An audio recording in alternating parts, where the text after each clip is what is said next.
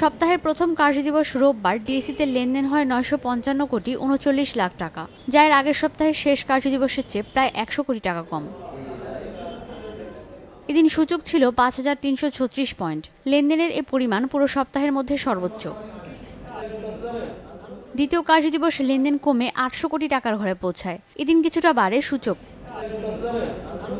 তৃতীয় কার্যদিবসে লেনদেন কমে দাঁড়ায় ৭৮৬ কোটি ৫ লাখ টাকায়। এদিন সূচক ছিল ৫,৩২৫ পয়েন্ট। লেনদেন এবং সূচকের এ পরিমাণ পুরো সপ্তাহের মধ্যে সর্বনিম্ন।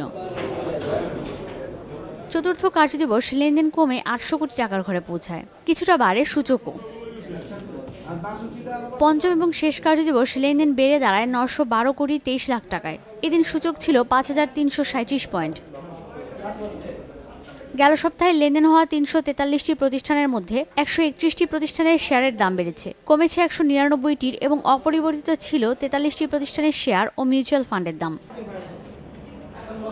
গেল সপ্তাহে শেয়ারের দাম বাড়া প্রতিষ্ঠানগুলোর মধ্যে শীর্ষে ছিল KDS Accessories, Ambee Pharma, Legacy Footwear, Apex Tannery এবং আরামিদ লিমিটেড। অন্যদিকে শেয়ারের দাম কমা প্রতিষ্ঠানগুলোর মধ্যে Asia Pacific General Insurance, the Dhaka Dyeing, BD Auto Cars, Premier Leasing and Finance এবং বে লিজিং অ্যান্ড ইনভেস্টমেন্ট উল্লেখযোগ্য। ঈশিতা ব্রহ্ম, সময় সংবাদ, ঢাকা।